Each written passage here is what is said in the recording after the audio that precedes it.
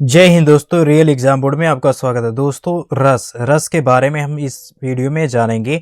तो आइए जानते हैं रस क्या होता है। किसी कविता नाटक या साहित्य को पढ़ने या सुनने देखने से पाठक या दर्शक के हृदय में उत्पन्न होता है, जिसे हम काव्य की आत्मा भी मानते हैं। रस को हम काव्य की आत्मा भी मानते हैं, जो स्थायी भाव, विभाव, अनुभाव और संचारी भाव के संयोग से क्या होता है, उत्पन्न होता है। जो स्थायी भाव, विभाव, अनुभाव, संचारी भाव के संयोग से क्या होता है, उत्पन्न होता है। जैसे हम कोई कविता पढ़ते हैं तो उसमें क्या होता है कि बहुत दुख, मतलब उसमें क्या होता है, कविता में लिखा होता है तो उसमें हमारा क्या होता है, आंखों में आंसू आ जाता है, तो वहाँ दुख है। तो वहाँ कौन सा रस होता है, करुण रस होता है। तो कोई भी पाठक हो गया मान लो, या दर्शक हो गया, उस कविता को पढ़ता है या नाटक को देखता है, ठीक है, नाटक को देखता है तो उसके आंखों में आंसू आ जाते हैं, तो वहाँ करुण रस होता है। अगर वो कॉमेडी होती यानी हंसने लगता है तो वहाँ क्या होता है, हास्य रस होता है, हास्य रस। अगर उत्साह आ जाता है तो वहाँ कौन सा रस होता है, वीर रस होता है। तो ये रस है।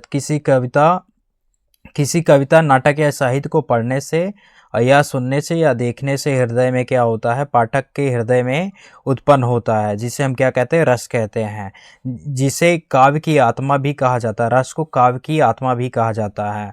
आइए जानते हैं रस का शाब्दिक अर्थ। रस का शाब्दिक अर्थ क्या होता है। रस शब्द रस हलंत, ये हलंत है तो रस धातु से बना है, जिसका अर्थ होता है निचोड़। तो रस का शाब्दिक अर्थ क्या होता है, निचोड़।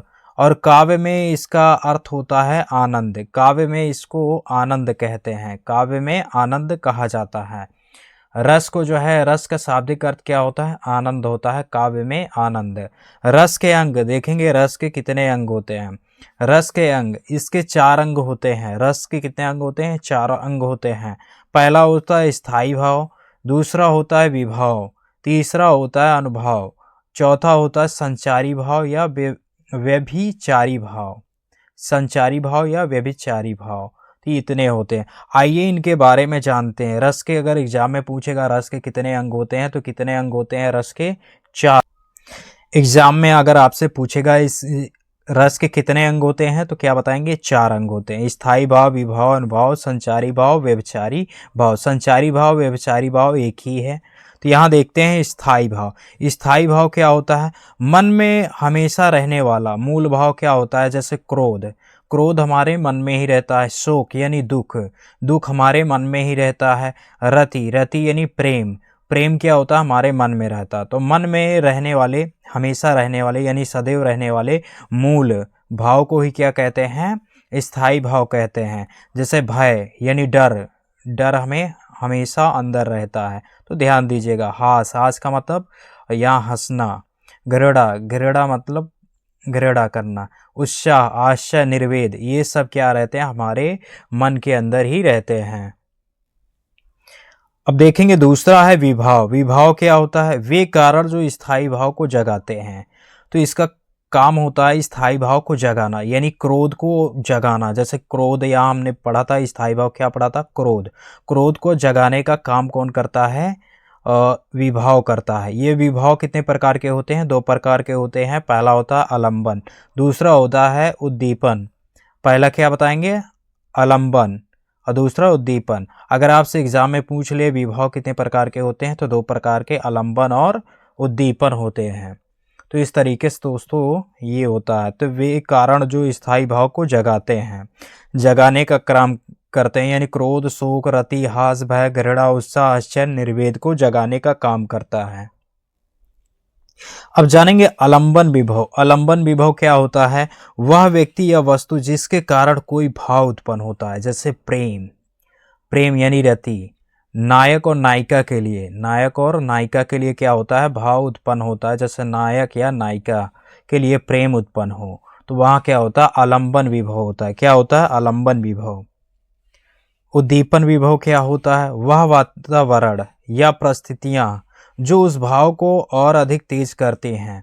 जैसे चांदनी, जैसे यहाँ क्या हो गया, प्रेम, प्रेम नायक और नायिका के बीच से प्रेम हो गया, वहाँ कोयल की कू कू आवाज़ आ रही है, तो वहाँ क्या है, उस वातावरण को और क्या कर रहा है, यानी वातावरण को और तेज कर रहा है, अधिक तेज करता है, तो उसके भाव को और अधिक तेज करता है। तो यहाँ कोयल की कू कू क्या है, श्रृंगार रस है।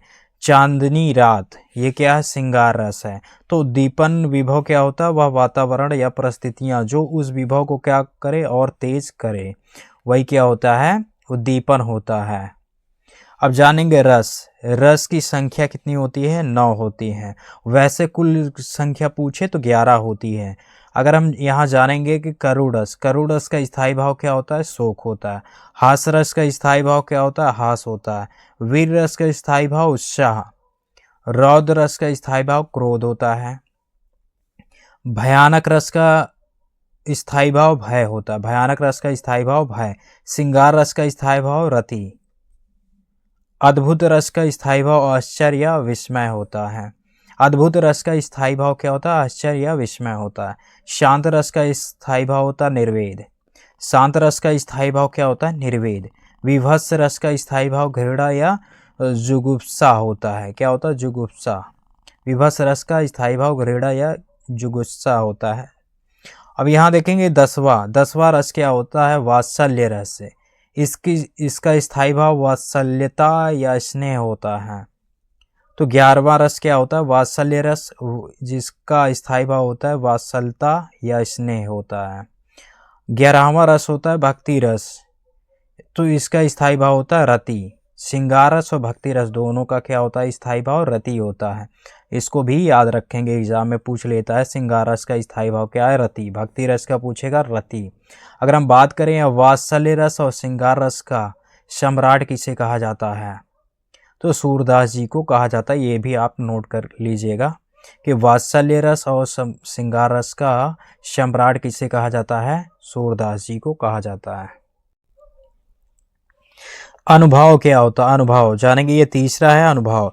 यह आश्रय जिसके मन में भाव है, मतलब जिस व्यक्ति के मन में क्या है, भाव है, कि बाहरी शारीरिक चेष्टाएं या क्रियाएं होती हैं। जैसे आंखों का छपकना, ठीक है, छपकाना, होंठ कांपना, पसीना आना, तो ये सब क्या है, बाहरी क्या है, जिसके मन में भाव हो। जिसके मन में क्या होता है, भाव होता है, तो आंखों का छपकना और होंठ कांपना और पसीना आना, तो ये बाहरी शारीरिक चेष्टाएं या क्रियाएं होती हैं, जिससे हम क्या कहते हैं, अनुभाव कहते हैं। क्या कहते हैं, अनुभाव कहते हैं। आंखों का छपकना, होंठ कांपना, पसीना आना, ये क्या होता है, अनुभाव होता है। ये बाहरी चेष्टाएं होती हैं, जैसे बाहरी क्रियाएं करते हैं, तो इस तरीके से।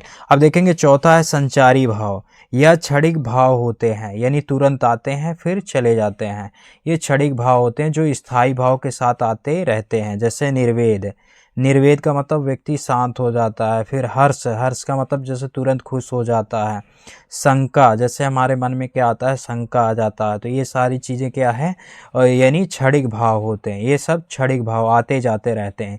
संचारी भाव क्या होते हैं, क्षणिक भाव होते हैं जो स्थायी भाव के साथ आते जाते रहते हैं। क्या करते हैं, आते जाते रहते हैं। तो इनकी संख्या की बात करें तो कितनी होती है, संचारी भाव की संख्या कितनी होती है, 33। एग्जाम में अगर आपसे पूछ ले कि इनकी संख्या, संचारी भाव की संख्या कितनी होती है, तो 33 होती है। कितनी होती है, 33। ये याद रखेंगे।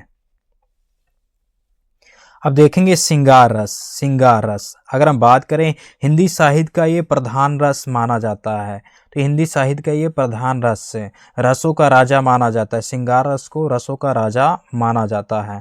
श्रृंगार रस के कितने भेद होते हैं, यहाँ श्रृंगार रस के भेद, इसके दो भेद होते हैं, संयोग श्रृंगार रस और वियोग श्रृंगार रस।